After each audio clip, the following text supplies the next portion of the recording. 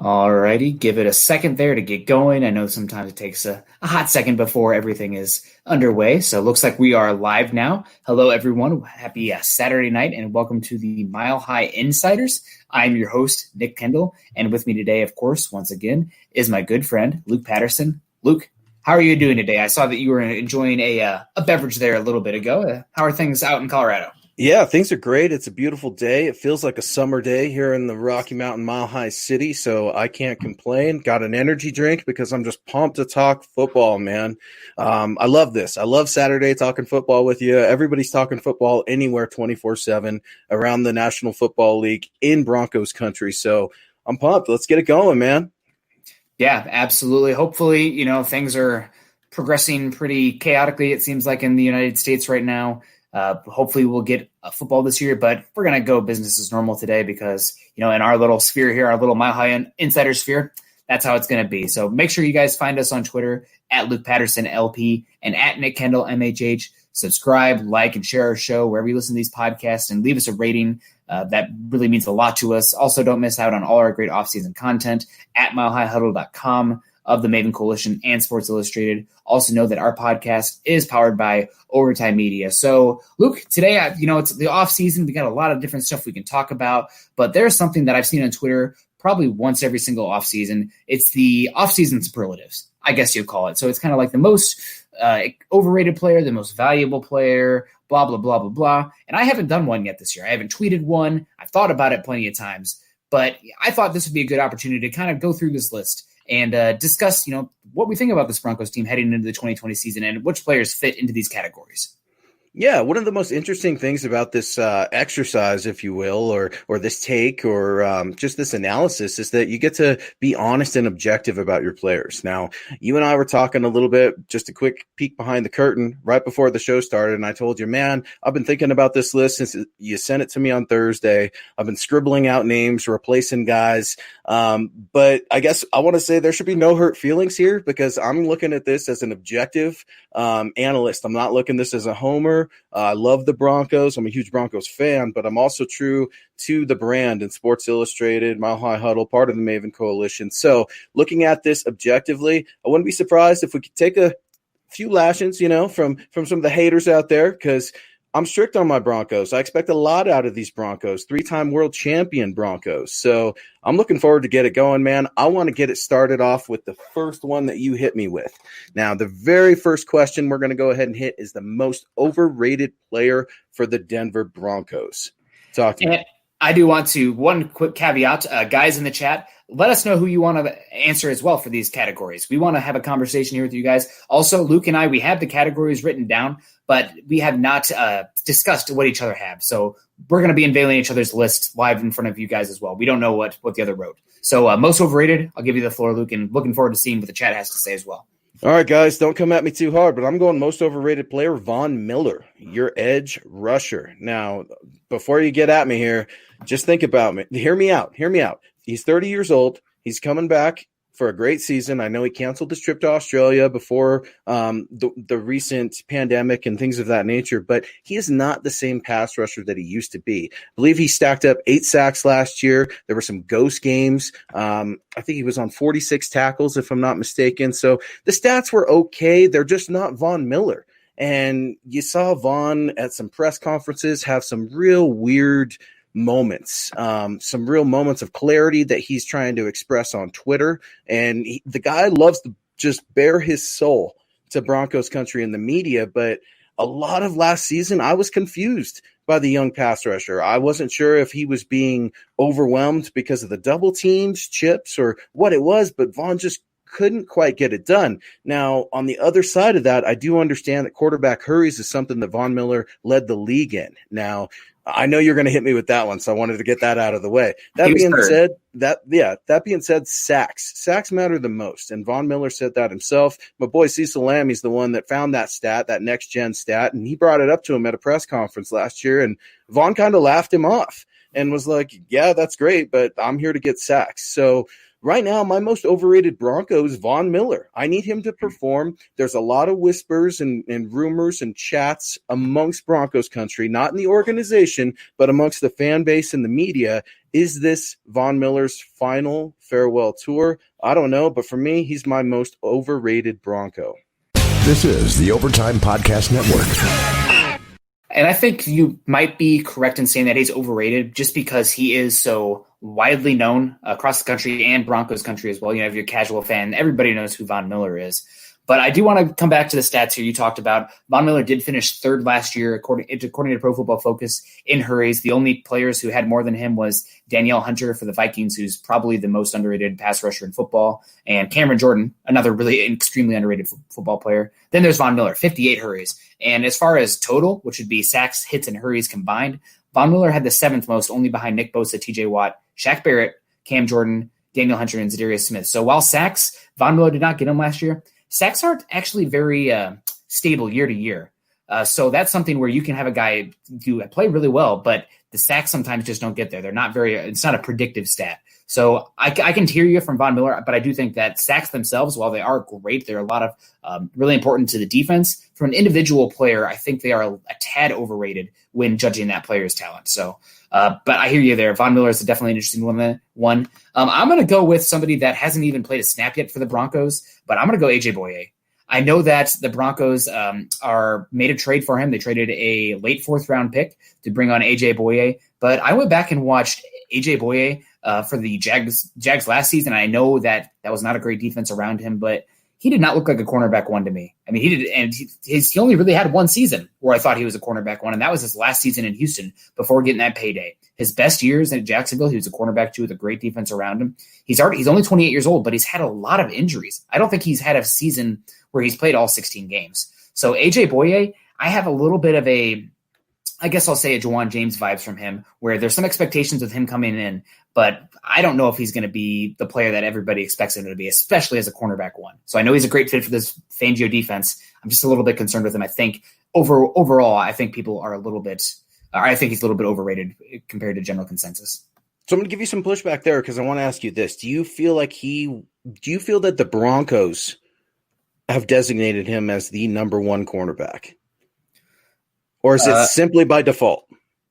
I would say it's simply by default because so Adam, I think that's Callahan. I mean, those other guys, they don't have the skins in the game yet. Yeah, I think that's fair.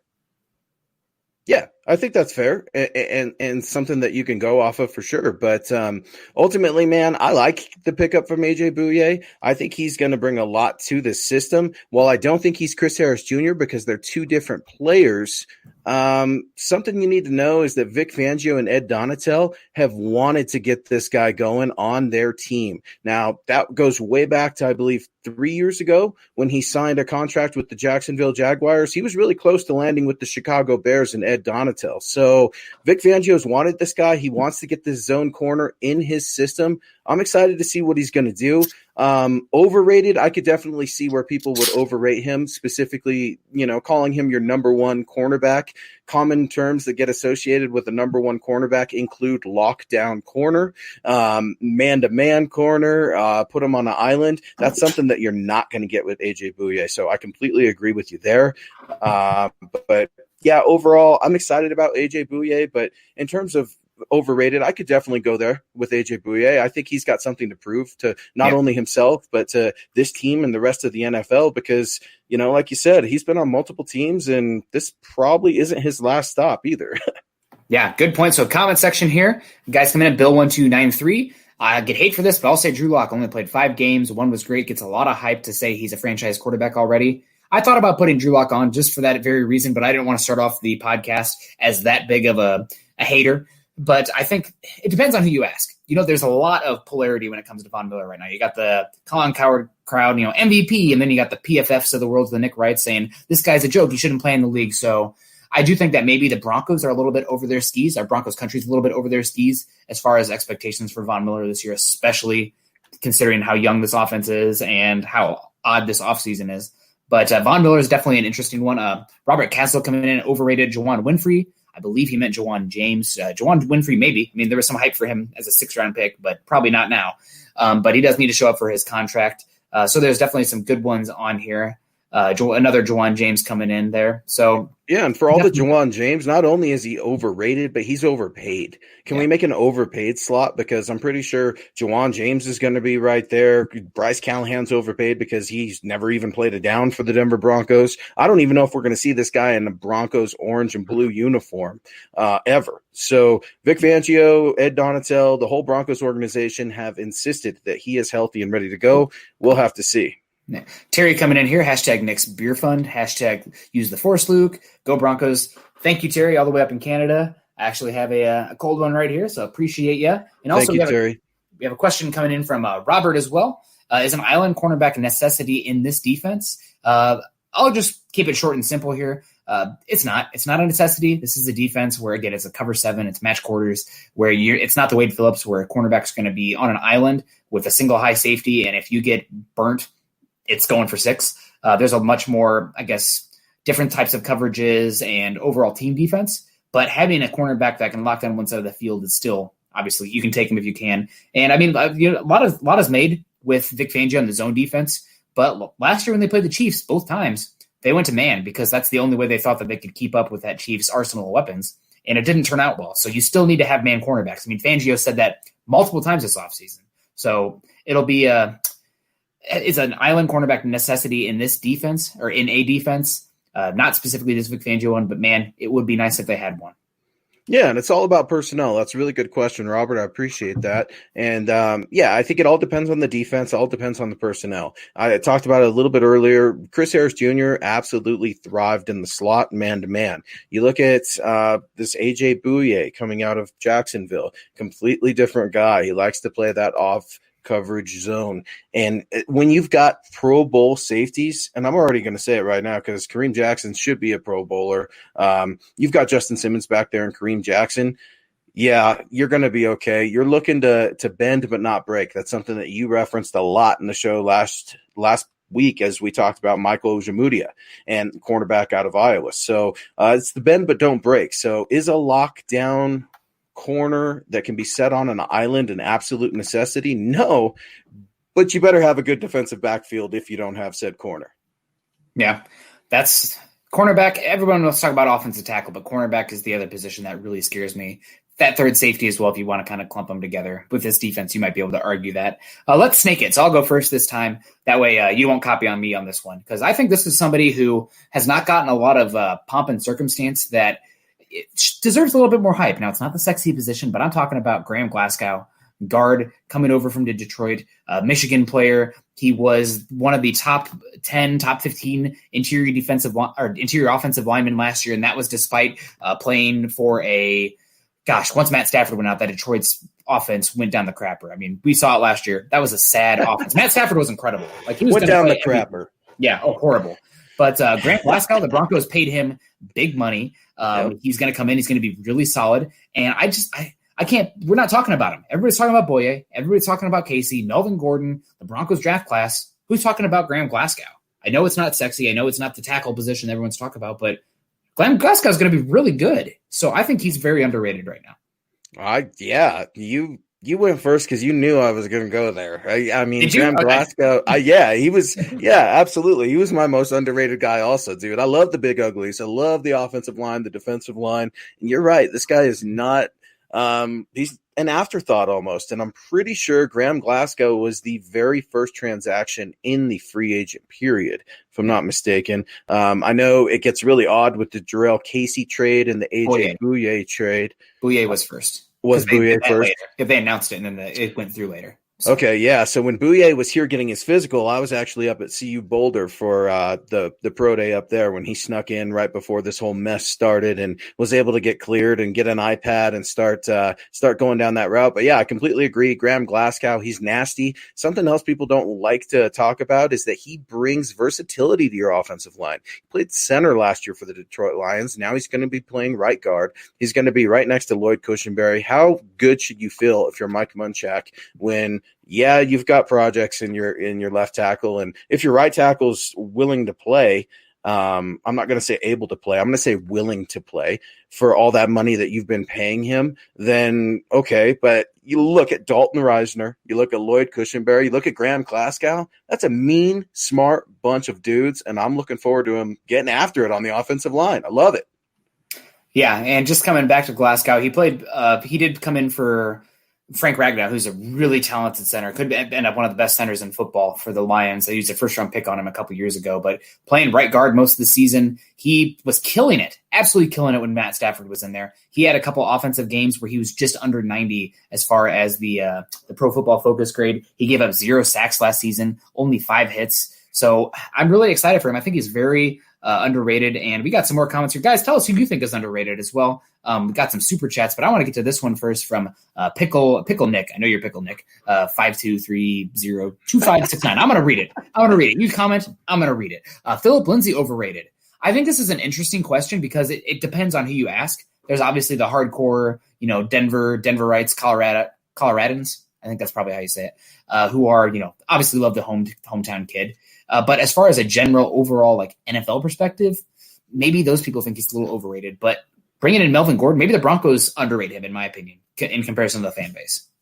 This is the Overtime Podcast Network.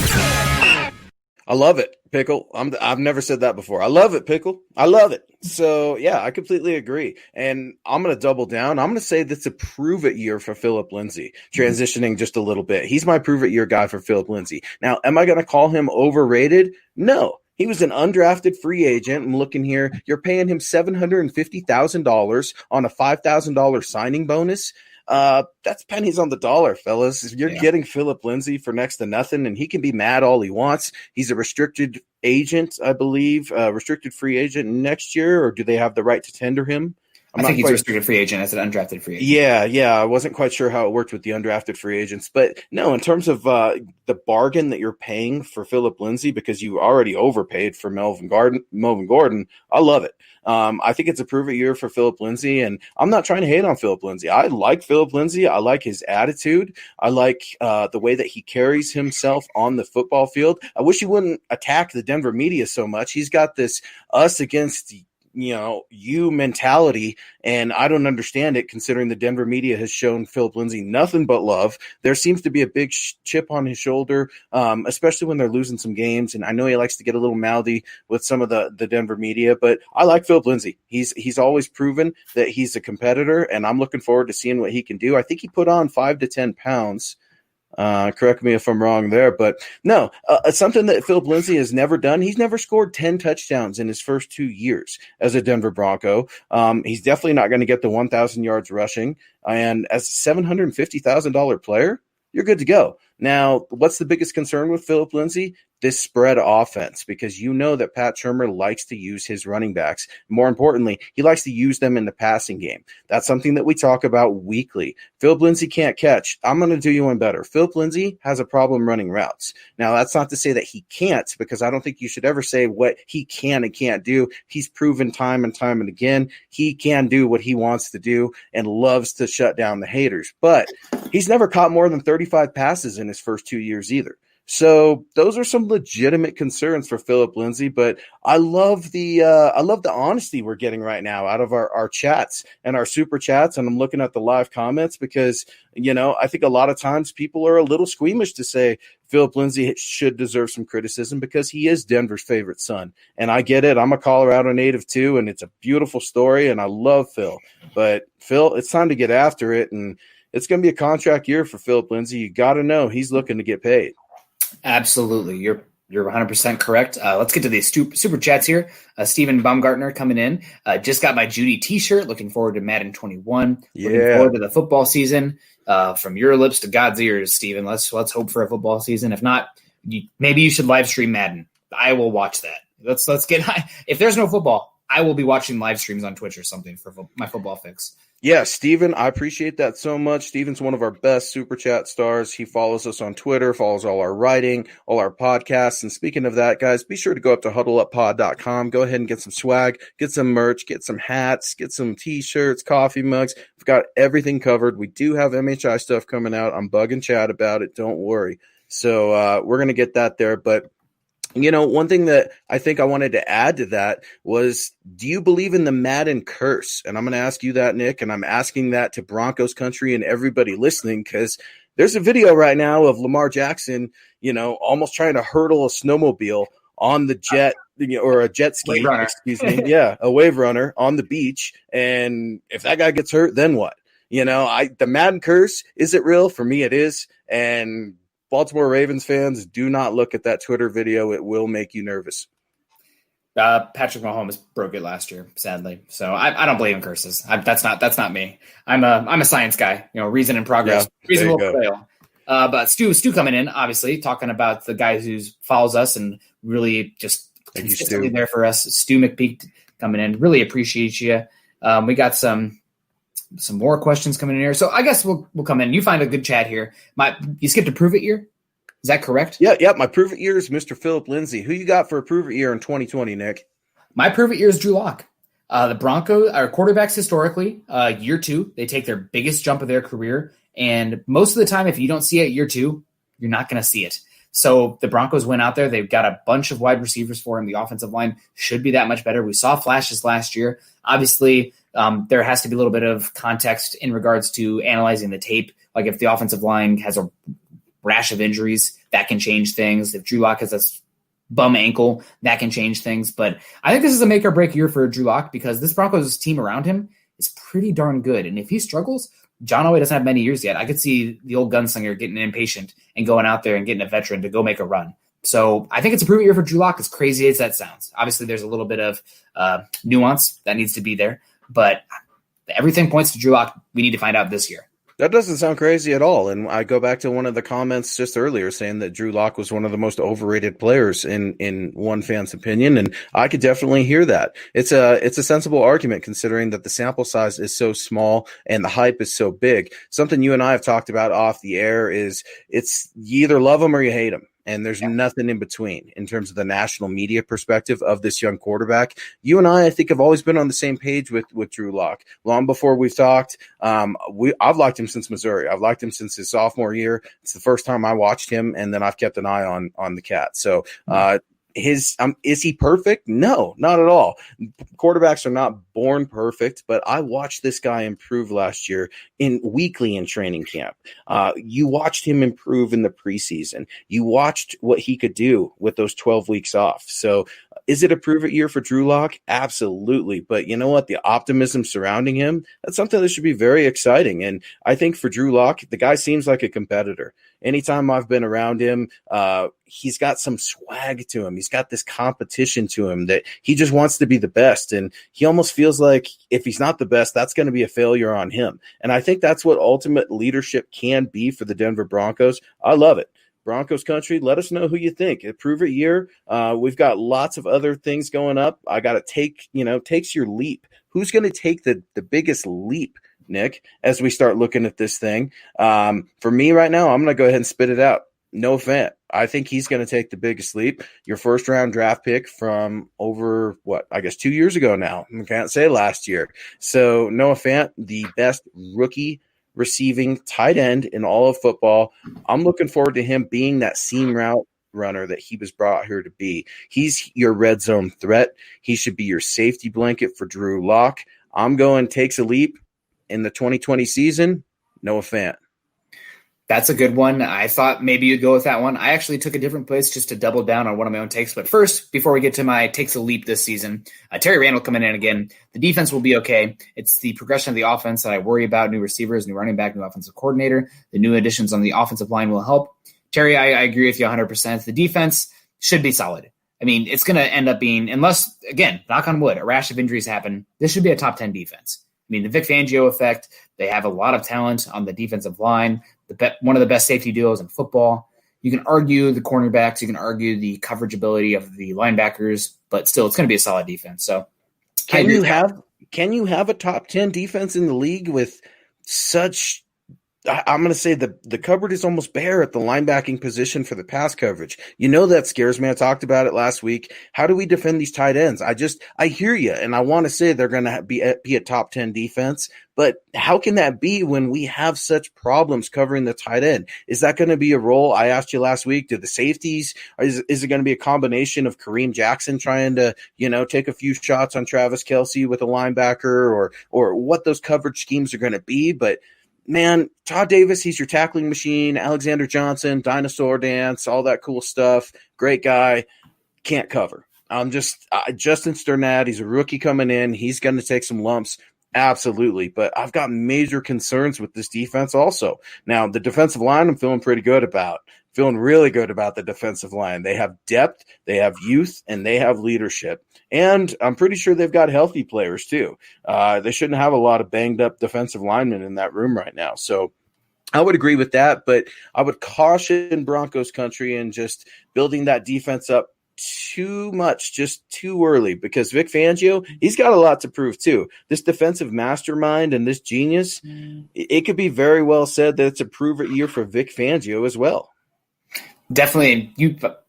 Great transition there. You didn't even mean it, but takes a leap. I got to go with my take here. I think that this guy's actually going to end up being a starter on the defense by the end of the year. Draymond Jones. I know that we're going to say that. Draymond Jones, man, he's going to have a great year.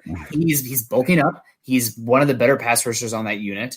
And I think that Shelby Harris's best, Shelby Harris the past few years, where he's been the best has been in sub package as a one technique. He's not a nose tackle in a 3-4 base. He's okay at that 5 technique, the 3-4 defensive end spot, but that's not been his spot. So I really think Draymond Jones is a guy. He's going to take a big leap this year, and I think he's going to end up being the Broncos' second best interior defensive line when the season's completed. So that's definitely my take a leap guy. Noah Fant, that's a great one as well. I do want to see Noah Fant improve his football IQ. There's a couple of plays where sometimes it doesn't look natural for him. Like he's thinking too much. His ball tracking needs some work as well. Sometimes he's fighting the ball. Honestly, I wish there was a baseball season. He could just go out there, catch batting practice, track some balls down from center field in what is it, Coors Field. But not the case this year. So we'll see. But Draymond Jones, man, I'm excited for him this year. I think he's going to take a big leap. Yeah, I like the thought of Draymond Jones taking a leap. I like Mike Purcell a little bit better. 2 different defensive linemen. Your guy, of course, Draymond Jones, a lot more athletic than Mike Purcell. Mike Purcell's much more your run stopper, and he almost reminds me of a little Domata Peko. He's got some Pecco-esque to him. He's able to shift up and down the line of scrimmage, side to side. He's able to hold that center of gravity. But it's going to be a contract year for Mike Purcell also. He's going to be looking to get paid. It's been quite the road for Mike Purcell, as we talked last week a little bit, coming in and out of different leagues and finally getting to the NFL. And the local kid out of Highlands Ranch going to the University of Wyoming. I love Mike Purcell, so I would obviously put him in there because you and I like to bicker back and forth between Draymond Jones and Mike Purcell. So I'm going to give you a little pushback there, but I like it. Broncos country, let us know what you guys think. Be sure, again, to go over to thehuddleuppod.com. Be sure to follow us at Mile High Huddle. I'm Luke Patterson, at Luke Patterson LP. He is Nick Kendell, at Nick Kendell MHH. And we have Charlie Beagle coming in with, I don't think I'd say Hamilton is underrated. Let's just say he's a guy with unfulfilled potential. Charlie, that's an interesting take, but I got to tell you, Deshaun Hamilton's got one foot out the door. No, that's simply because his predecessor is here in KJ Hamler, and there's a wide receiver room that is just full to the brim right now. Oddly enough, it almost feels like Deshaun Hamilton has squandered some opportunities just with mental errors. I don't think that he lacks in any athletic ability. I think his route running is what he was most known for coming out of Penn State, and his ability to be a dynamic player is there, but his questions around consistency are just alarming for me, and they're alarming for the Broncos. Now, when you start going about too early projections for the depth chart and things like that, I actually favor Tim Patrick as your seasoned vet in that wide receiver room. So I would actually look at Deshaun Hamilton probably taking a walk, be a great addition for another team. It could be a simple fact of change of scenery. sometimes you get different receivers on different teams, and there are different concepts and different guys, and sometimes things just work out, right? We've all been in that terrible job that we didn't like, and we needed it to make ends meet, and until we got to a new job, we rode with that one. And sometimes the grass is greener on the other side. Sometimes it's not. But for me, Deshaun Hamilton, he's probably on his way out. He should definitely be feeling a little bit nervous. But I'm hoping those nerves transmit into aggression out in training camp and focus, because the talent's there, Nick. I just haven't seen it. This is the Overtime Podcast Network. My biggest issue with Hamilton is he's a solid route runner. The hands can be hit or miss.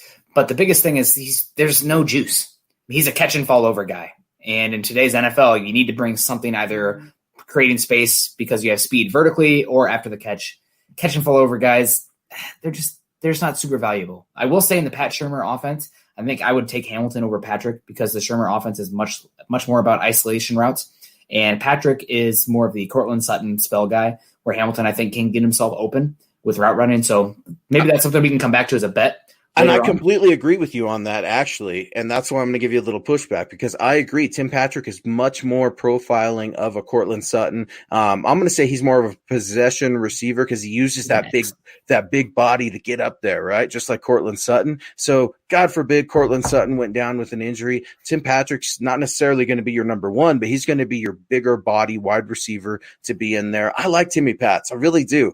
Been around the cat. He's a cool guy. Everyone seems to like him. He's a big locker room guy. I know the rookies are going to be leaning on him quite a bit. It's just going to be so tough. It's going to be tough to see where Deontay Spencer, if he's going to land a job as a wide receiver, or what the returning ability of KJ Hamler is going to be. We talked last week about Tom McMahon saying he's got to start learning how to catch NFL punts, and that threw me off guard a little bit. Very mysterious, trying to figure out who the punt returners and kick returners are going to be. But if Deshaun Hamilton can prove himself to be a returner, which he really hasn't, that could be a possibility for him to make this team. But that wide receiver room, man, it's too full. Yeah. Honestly, the thing you kind of touched on a little bit, but not only the punt return, kick returns, but being a gunner. That's the big thing where Tim Patrick has a head above, or a leg above Deshaun Hamilton. So we'll see. I wouldn't be surprised if they keep 6 wide receivers, especially if they're going to run as much 11 personnel as we think they are. So we got a comment coming in here from David Bingham.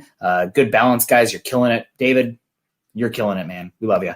Thank you so much. Jimmy Anderson, cheers from St. Louis boys, FKC. You say you're from St. Louis, Jimmy Anderson, but if my eyes don't deceive me, that looks like Manny Ramirez celebrating there. So you hurt me. I am a Bronco fan first and foremost, but St. Louis Cardinals are my baseball team, just because my family is from Central Missouri. So that hurts me. The Boston Red Sox, granted, that's something that the Rockies fans and Cardinal fans can bond over, our distaste of the Boston Red Sox. So we love you, Jimmy. Not so much the Red Sox. With Kenneth Booker, we missed you last week, Kenneth. I haven't even read this yet. I just saw your name. I clicked, let's put it on there, because we don't want to miss you this time. You always bring great comments. I was watching KJ Hamler high school highlights. I saw he's a nasty little CB. Reminded me a little bit of the Broncos old school cornerback Ben Smith. He's small but fearless. And that's something I love about KJ Hamler. He's a dog. And you really see that in his blocking. He doesn't have the size. Let's just call it as it is. He goes up and tries to block a safety or a linebacker. Sometimes it's not pretty, but by God, he's putting his helmet in there. So hats off to him. Definitely small but fearless. Yeah, KJ Hamler, get ready to get knocked around, man, because everybody does, whether you're a big wide receiver or not.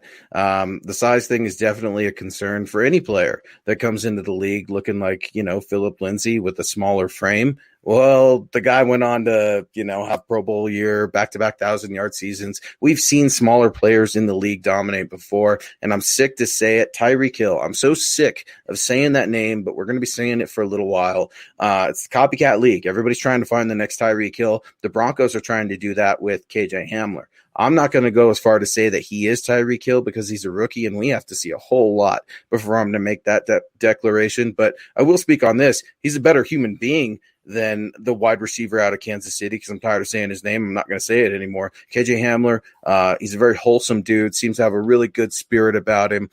His teammates seem to just love him. His family seems to embrace Broncos country right away. I can't wait to see his parents out at some of the games. I can't wait to talk to them a little bit because they're so proud of their son. KJ Hamler, I think, not only a great wide receiver pickup, but a good pickup for a possible leader in the locker room to develop over time. I think eventually you might see him take on a little bit more of an Emmanuel Sanders role, where he's a bigger voice in the locker room also. And speaking of that, I wanted to reference, be sure to go over to milehighhuddle.com. We've got some great articles right now being written every single day. Bob Morris, he's been working on a piece right now about the wide receivers and what do you do when Cortland Sutton's getting ready to get paid. And I know it's something we've all been talking about behind the scenes. So something to keep an eye on as we move ahead. But Cortland Sutton right now, not going anywhere. And speaking of Cortland Sutton, I'm going to go ahead and say it right now. My most valuable player is Cortland Sutton. I think the guy, you and I have said it.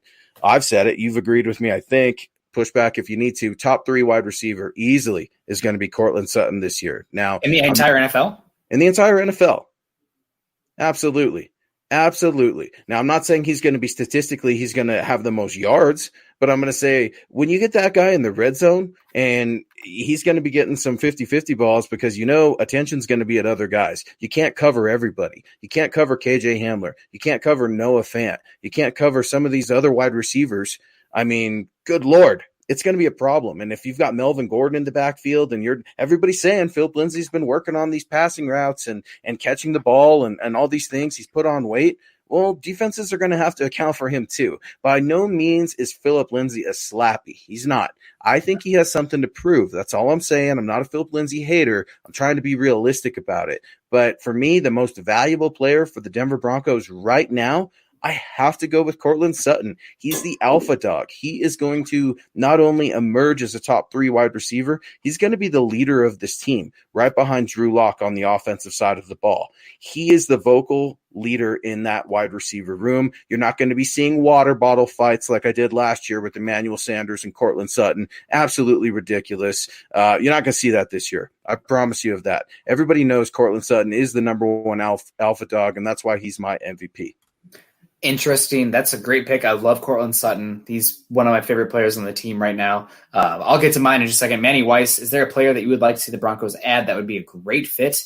If this is in general, are you talking about historically, or if you're talking about guys who are available right now? I guess the one who jumps out to me, actually, Bill said it right away, Darqueze Dennard, who I think would be a great fit in the slot, just because I don't really trust Bryce Callahan. But I love Dennard a lot. He's actually been one of the best slot cornerbacks in football. He's looking to get paid like a boundary cornerback, which is probably the reason he's still on the market. But he's the guy that comes off the top of my head. Is there somebody for you that is available? I think Jason Peters is still out there. That seems like the obvious one. No, I don't want Jason Peters. I wrote about it months ago, saying why the Broncos should stay away from Jason Peters. That's no disrespect for what I think can be Hall of Fame tackle. I mean, the credentials are there. I just hate to see a player play when it's a little bit past his time, and I hope he proves me wrong. It's something that I'm going to be looking out for Trent Williams out in San Francisco for the same way. He was a player I wanted the Broncos to trade for years ago, and it never came to fruition. So I knew it wasn't going to happen this year. The Broncos are locked down with Garrett Bowles. We're not going to go on Garrett Bowles. This isn't a Garrett Bowles podcast. I'm not going to do it. Said his name too many times already too. But yeah, absolutely. I think Logan Ryan would maybe be a name I'd be interested in if he is still available. I know he's looking for some money, and the Broncos are going to have a lot of money tied up in that secondary unit. I saw your tweets the other day, pay Justin Simmons. They're going to pay him, but they like to wait till the last minute, especially with all the current circumstances in the world right now. And I'm sure communications, they're there. These virtual Zoom conferences, phone calls, text messages, those happen all the time between agents and John Elway. So that's nonstop. Don't worry about Justin Simmons. He's going to be there. But yeah, ultimately, I mean, Logan Ryan, maybe he's willing to play for a little bit less. I doubt it. But he's about it for me right now in terms of the defensive secondary. Like you said, Bryce Callahan, extremely unreliable. So we have got to wait and find out. It could very well be that we get a defensive secondary back from nowhere in training camp. Happens all the time. Players get cut overnight, and then the next day somebody's wearing their jersey. Right when you think you've got the numbers all memorized and who people are, they're giving you new rosters every single day down there. So definitely something to watch out for. Appreciate the comment. Yeah, absolutely. And my guy, what was it? Most valuable? MVP. So this is going to be interesting. And I don't just think about it as a one season. I think about it as like a franchise going forward. And we only wanted to use one player per category. So Cortland Sutton came to mind for me, obviously, as one of them. Justin Simmons came to mind for me as well. On Tuesday, we did a NFL or a Denver Broncos redraft between Carl and me, and I had the first overall pick. I took Justin Simmons. So I guess I'm going to be a little bit of a what? For the next 5 years? Justin Simmons? Yeah, I think he's one of the best safeties in football. I love Justin Simmons. Number one though in a redraft. No quarterbacks allowed. That's number one. And also, it's only from the Broncos roster. And while I love Cortland Sutton, I knew I could get Jerry Jeudy or KJ Hamler later, so there wasn't going to be that massive drop off afterwards. So it was between Justin Simmons or Bradley Chubb for me. I went Simmons because he's more reliable, and Chubb has had 2 ACL injuries on the same leg, which scares the heck out of me. That being said, the most valuable player for me is Bradley Chubb. I wrote down Bradley Chubb. He's young. I think he's only 23 years old. He was 12 sacks as a rookie. I mean, people don't forget about that. And I know he started slow last year, but he's on pace to come back this year. He's super young. He could be a decade-long player, and he's that transition guy from after the Von Miller era. So I went back and forth between Justin Simmons and Von Miller as the most valuable guy on the team. Bradley Chubb. And I view that as like, if all the guys are put on the open market as like a fire sale, who would bring back the most in return? I think it would be between, and that's value to me, I think it would be between Chubb and Simmons, just because the youth and how much more great seasons they have left. I like it. I like that a lot. That's very well said. I mean, and I'm going to ask you this right away. What's the first position the quarterback looks at when they line up on the line of scrimmage? Safety. Right? Safety. Sometimes point out the mic. Yeah. Why is that? Because the safety, I mean, your Mike linebackers, they're your quarterbacks of the defense. They're trying to figure out where everything's going. I like that a lot. Bradley Chubb, man, I love Bradley Chubb this year. Some have already started suggesting or hinting at the question, could he be, an MVP comeback player of the year? Heck, I'm going to ask it. Can he be an MVP candidate of the year? I mean, Bradley Chubb, he's going to be well rested. And, we've seen these knee injuries before. And while they've caused significant alarm for a lot of people, Von Miller's had knee injuries before too. And the guy came back and bent like Gumby in 2015 and ruined Cam Newton's career. So I like that a lot. I wrote about Bradley Chubb's comeback off of Jeff Legwold's article on ESPN a little bit, where he was talking about basically him and the trainers were the only guys allowed there at the Broncos facility throughout this whole recent state of events, and talking a little bit about how it was creepy at times because nobody would be talking. They're strictly working. They're strictly grinding. Other times it was a little lighter, a little loose. But I think ultimately Bradley Chubb's going to get some aggression out. I think he's going to be a smart player, and he's a lot more of the pass rusher that we're looking at in the NFL today. You're looking more at those Khalil Macks. You're looking more at the Bosa brothers. Von Miller is a rare breed. I don't know if we're going to see another Von Miller again. Almost like that Lawrence Taylor type, right? Where it's a rare breed of linebacker, and then once you see it, you hope you're going to see it again, and you just have it. So Von Miller, for me, he's got a lot to prove, but Bradley Chubb, man, I'm looking at him to have a really, really hot season. I want to know what you guys think, Broncos country. Get at us in the comment section here. Let me know. Am I crazy for thinking Bradley Chubb is going to be a comeback player? Nick likes him. I like him. Why not? I mean, yeah, he's got some knee injuries, but you know what, Nick? Who doesn't in the NFL, especially when you're an edge rusher going against offensive tackles? And a good point. Steven coming in here, getting my back. Simmons is my MVP, although I did say Bradley Chubb. Simmons is the one who I took in that redraft, so I appreciate that a lot. And it's always good to have my ego massaged a little bit. Speaking of ego being massaged, Blake Williams coming in here. You guys are great. Love being able to watch you guys live. Just got my new lock jersey. That's awesome. Hey, put it in your profile picture here. We'd love to see it. Go Broncos. So that's good to hear. So we were going to move on from most valuable player to best player. I'll keep it short. I still think the Broncos' best player is Von Miller, and I do put heavy weight on positional value. After quarterback, it's edge rusher. I know what you said, Von being overrated. I still think he's the best player on the team. He's a guy that you have to account for. Once Bradley Chubb went down, he was getting, all the attention was going to him. The Broncos' secondary was not great, and the offense wasn't great, so it really didn't put Von in a good spot to accumulate stats. He still went out there and did his thing, in my opinion, because he was getting the hurries, the pressures, et cetera, et cetera. So Von Miller is still, I think, the best player on the Broncos roster for this season. I think that's hopeful and wishful thinking, man. I hope you're right. I hope you're right, because every offseason it seems like Vaughn's doing something different, and a lot more times than not, it seems like he's been striking out the past few years. Now, I hope I'm wrong. I really do, but I've got to see it. And it's got to be a little bit more than the fan favorite. We're all going to clap at training camp, and we love Vaughn's dances. I love Vaughn's dances too. My 7-year-old, she loves them. Sometimes I have to block her eyes because Vaughn has some very funky dances. But that being said, I haven't seen any Vaughn sack dances because I haven't seen a lot of sacks, Nick. Maybe if we get a good super chat in here, we can see Luke Patterson demonstrate a Von Miller closes his daughter's eyes sack dance. But actually, as soon as I said sack dance, I want to backtrack a little bit there because we don't want to be in trouble. You're going to get me in trouble with YouTube, Chad Jensen, Sports Illustrated, and all of our fine folks here at Mile High Huddle. Do it for the dollar, man. Yeah, no, I got problems with best player. Von Miller is not your best player. For me, I'm gonna blow your mind, and you're not gonna like this, but I gotta go Drew Lock. He has to be your best player. You know why? Because if he's not, you're screwed. You're absolutely screwed. If Drew Lock is not the best player on the entire offense, you're done.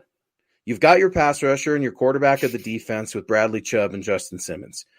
Best player has got to be Drew Lock. This entire offseason was built around Drew Lock, and we say it daily, but think about the significance of what that is. You're investing dollars into other players for Drew Lock. You're investing draft picks and the future of this franchise into Drew Lock. It has to be Drew Lock, because if it's not, Denver Broncos, you're going back to quarterback purgatory, where you're going to be bringing in another veteran quarterback. Maybe Case Keenum comes back for a second stint. Would you like that? Do you want Phillip Rivers coming from, the Colts over here to the Broncos because maybe he has something left? I'm tired of it all.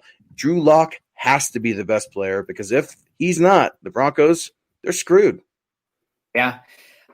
Man, that really scares me. I don't want to have to. I've been dragging my heels on all the Drew Lock hype going on because I don't want unrealistic expectations, because he can be good and not this MVP, incredible best player on the team, and that would be great for the Broncos going forward. So I would love it if Drew Lock is the best player on the team, and especially if you're putting a let's say positional value on it, you can make that argument for sure, because quarterback is so much more important than anything else. Exactly, and that's where I'm going, right? The most difficult position in all of professional sports is quarterback. I mean, did you see the Pro Football Focus redraft? Yeah. Like the first 23 picks were quarterbacks. And I'm not trying to get too high on Drew Lock either. I'm just looking at the optics of this and saying, look, is he your most valuable player? No, because we don't know what that value is. Now, he has to be your best player on offense, because if he's not, Cortland Sutton's not catching passes. He can't throw the ball to himself like Marcus Mariota 3 years ago. I think that was against the Kansas City Chiefs too, by the way. Want to rub that in for Chiefs Kingdom there. So, it's one of those things for me. I'm not drinking the orange Kool-Aid. I'm just simply looking at the optics. And if Drew Lock is not the best player, man, the Broncos, you guys are in trouble. I would argue with your semantics based on best player versus most valuable, just because we're talking about the value of the position. But that can be saved for another time. We got some more super chats coming here. Kevin Peterson, great show, fellas. Nick Shot Fund, my God, if that became a thing, I would be talking cursive by the end of the show. So be careful. Terry Randall coming in. K Jackson Simmons, 7 interceptions. Vaughn and Chubb, 28 sacks. Where do I sign? Wow, that would be incredible. Oh, we got another one here. Sternad of Terry Randall, so 1 interception, 7 tackle for loss, 3 pass breakups, and 60+ tackles. Getting very specific there. That's next time I want the blood type, social security number. No, I'm just kidding. But we'll keep it rolling here. We just did the most valuable. No, we just did the best player. I'll keep it simple, short here. Key new addition, Jarrell Casey, Von Miller on one side, Bradley Chubb on another. Jarrell Casey's a little old, but he's going to get it. So simple, short, Jarrell Casey I think is the key new addition. Absolutely. He's my guy too. He's nasty. I love Jarrell Casey. Go back and watch our show, Mile High Insiders, from last week, where we break down Jarrell Casey for a good half of the show. Jarrell Casey's nasty. He's dominant. He's a leader. He's healthy. There's nothing not to like of Jarrell Casey. Now, I know he's had some injuries in the past. I'm not ignorant to that. But Jarrell Casey, best key addition by far. For what, Nick? A 7th rounder? Are you kidding me? Stupid. The only reason, and we didn't get to it last week, and I actually kicked myself because of this, but we talked so much about Jarrell Casey. The reason the Titans were okay moving on from him is because they have a guy named Jeffrey Simmons, who I'm not kidding you. He could end up being the best interior defensive lineman in football in a few years. He was dominant last year. Got to see him play Iowa. Like, hey, whoever, take a drink. Somebody said Nick mentioned Iowa yet. First time. We're 50 minutes in. 50 minutes in. I almost got him, folks. I almost got him. Not today. Next show, I'm going to get you. No more Iowa. Jeffrey Simmons, incredible. So watch for him. That week one matchup, Drill Casey, but watch for Jeffrey Simmons as well. That said, Drill Casey for sure. Joey Budke coming in. Dude, you two are the best. Great conversation and a very cute kid. It looks like he's going for a beer there. No, it's probably a Coke. But I really do appreciate that. Robert coming in, best player is Dalton Reisner. He'll give Gordon Lindsay 24 inches of daylight and will step up as the offensive tackle if injuries happen. That's an interesting take. I do think that Dalton Reisner could play right tackle. I don't think it's his best spot, but given how much you need tackle, that could be a possibility for him. He's got, I think his arm length is like 45th percentile for offensive tackles measured at the combine. So he could kick it. He could hang there. That being said, he's not this like Ronnie Stanley level tackle, so maybe not the best player, but I like where your head's at, Robert. That's a good one. So I guess we have some more left. We'll keep them rapid fire here. Could surprise. There's a lot of pooping going on him early in the chat here. Juwan James. Juwan James did not play many snaps. We got the same one. Is that what this is? Yeah. Okay. Juwan, okay. We're 2 for 2 on this one, man. Yeah, Juwan James. I completely agree with you, man. You know, like, could he surprise us? Yeah, you know how he's going to surprise me? If he's out there, I'd be surprised. If he's out, it's going to be okay. I don't know about that. I'm not going to go as far to say that if if Juwan James is out there at the right tackle position, he is your savior, and he's not Donald Stevenson. He's not Menelik Watson. I'm not going to go back and say any of that because the Broncos haven't had a right tackle since Orlando Franklin. My God, Big O on 104.3 The Fan. Talk to him. Got to watch a football game with him last year, man, and just talking to him a little bit and trying to ask him a little bit about Dalton Reisner and going back to that original comment. Do I like Dalton Reisner at tackle? No, I don't. I think Dalton Reisner has some problems with his hips and that kick step, specifically at right tackle. That's a huge concern for me when you're looking at these defensive ends and these edge rushers that are just so athletic and quick off the ball. Now, I don't think he'd be giving up tons of sacks because he's going to get dominated like Michael Schofield did. But I would definitely say I like him more as a center, I guess. God forbid Lloyd Cushenberry got hurt or something like that. He's also got some versatility too. That's the big theme we're seeing right now with the Broncos offensive line is versatility.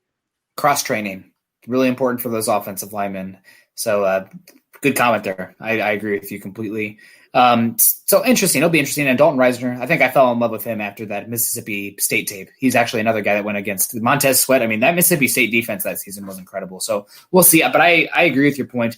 Dalton Reisner, I think he's a B+ level guard, but a C+ level tackle. So B+ level guard. What's he got to do to get an A? Well, he wasn't actually. Honestly, after he got injured, he really struggled last year. The second half, he was not good. The second half of the season last year. Yeah, yeah, you're right. I mean, playing and the injury was that a lower leg injury? Was it a lower? I think it was an ankle. Yeah, I thought it was too.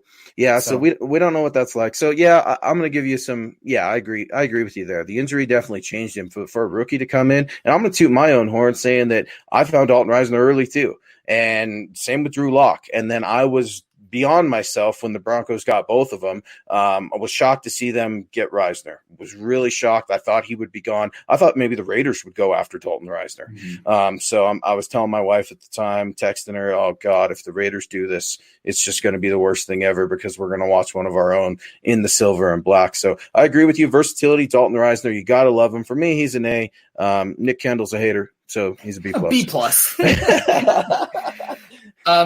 Moving right along, we both had Juwan James as the good surprise. Emerging leader for me, that's the next category. Justin Simmons, we might have the same one here. I think he is the quarterback of the defense. I know typically you have it be the Mike, but Simmons, especially with how much they put on the plate of those safeties in the Vic Fangio defense. Also, Simmons coming out and speaking with the movement going on right now. I mean, he's in a very intelligent, well thought out community. Justin Simmons Foundation just kicked off. I mean, he's the entire package. I'm not going to, wax too poetic on this because I don't want to make the Justin Simmons, love podcast, but fantastic player, emerging leader, pay the man. He's incredible. He's one of the best safeties in football. The only safety right now I would take over him in a redraft, just because that's how much of a Justin Simmons fan I am, is Derwin James. I knew you were going to go Derwin James, but you said I'm He's a the god. same way. He's a god. I like Justin Simmons too, man. What can't you say about this guy? This guy's someone that the Broncos love to throw in front of the mic because he represents the organization so well. I like to call him a Bolin Bronco. He would be a guy that Mr. Bolin would be proud of, and I'm not going to go on that rant or anything like that. But for me, I'm actually going to go as an emerging leader as Bradley Chubb. I think that Bradley Chubb, you're going to see a little bit of his personality come out in terms of leadership this year. Yeah, he's been mentored by Von Miller, but he's also been mentored by DeMarcus Ware. And I know for a fact that him and DeMarcus Ware stay in contact. They text weekly, things like that. So DeMarcus Ware certainly sharing some intel on pass rushing moves and things like that, but also showing him, this is how you lead a locker room. This is how you lead a team. DeMarcus Ware was the sheriff of the defense for the Denver Broncos in 2015. I'm hoping the same can be said for Bradley Chubb. Not sure if it's his natural personality because we don't really know Bradley quite yet. I think Broncos country, he's still a mystery, is Bradley Chubb. We're trying to figure him out as personality-wise. So I like him as an emerging leader in 2020. That's a good one as well. I loved Chubb coming out. I thought he wasn't a Myles Garrett level prospect because the athletic upside wasn't there. Not a Nick Bosa level guy. But as far as coming into the league as a leader, he just came in as an adult. This season, he's probably no offense to Von Miller. I love Von, but as far as a businessman, adult in the locker room, I'm taking Bradley Chubb over Von Miller, who's kind of a little bit more goofy. So, love Von. No issues there. You got to have different types of personality in the locker room. But great question here from James Campbell. We're all got to get out of here soon, but I actually wanted to get to this point because there was something I wanted to touch on here. What do you guys think of Andrew Mason's recent tweets where he suggested teams might have to cap crunch of almost $40 million owing to lost revenues, so due to everything going on in the world. So obviously he knows that we can't talk about it, otherwise we can get in trouble from YouTube. So hey, guys, when we don't reference things, it's because YouTube is kind of bringing us down there. So that's a concern, no doubt about it. That being said, the Broncos are in probably about as good of a position as you can be outside of their actual money bag. The Broncos are not a cash-rich organization. Right now, they do not have cash-rich ownership compared to like the Jerry Joneses of the world. But what the Broncos do have in their pocket right now is they have 2 contracts that they can get rid of and have 0 dead cap in Jarrell Casey and AJ Bouye. Not the best scenario, but if the Broncos need to cut cash quickly, those 2 guys create a lot of cap room. So that's something that it's possible. If it happens, it sucks. But the Broncos do have some moves that they can make to cut cash quickly without having a lot of dead cap.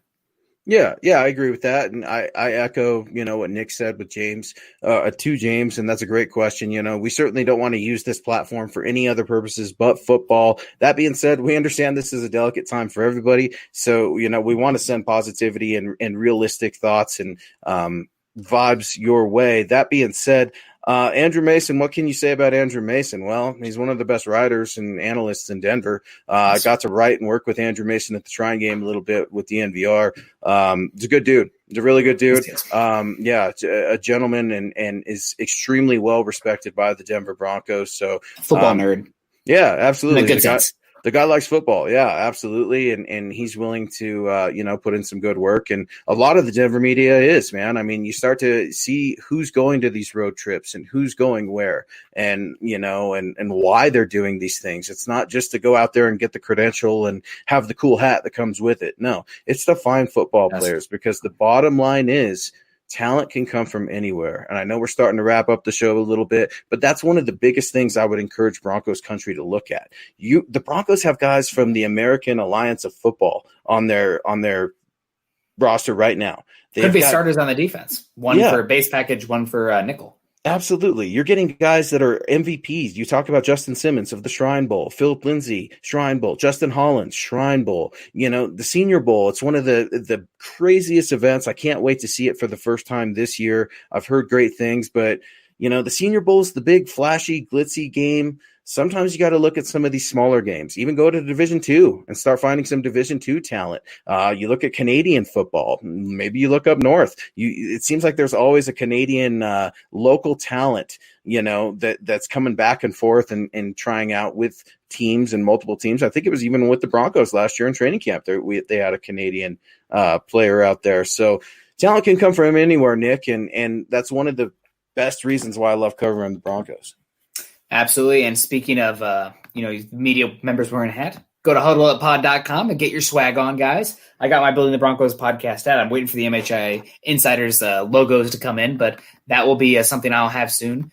But, that seemed like an easy transition, and I wanted to get to Terry Randall again. Speaking of talent coming from Canada, 7 sacks from Casey, 10 to 13 tackles for loss. Wow. Immense intimidation. I like it. Sign me up.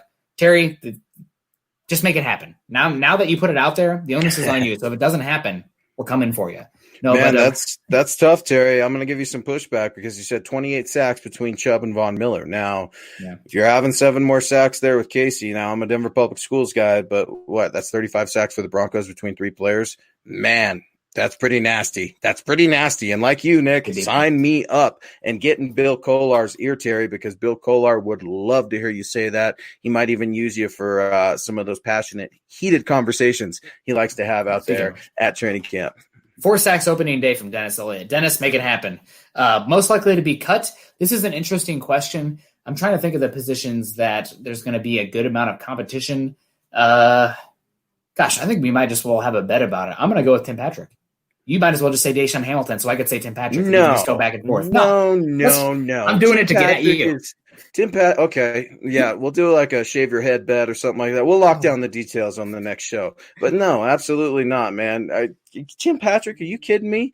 It's, like that. Are you playoffs? You kidding me? No, it's not going to be Tim Patrick. Absolutely not. For me, it's going to be Jake Butt or Jeff Hireman. Those guys need to go, easier. Dude. Yes. I mean, why are they even here? I mean, Bryce Callahan, he's obviously in it because he's getting paid. So Garrett Bowles, he's in it. Juwan James, he's in it. But, yeah, you look at the tight end room, man. Jake Butt, Jeff Hireman, they're the same player because they're always hurt. Yeah. Okay, I guess I'll go with one I was just doing that to bust your balls a little bit. Yeah, and I'm mad. I'm really mad that you don't – no love for Timmy Pats. You heard it here on Mile High Insiders.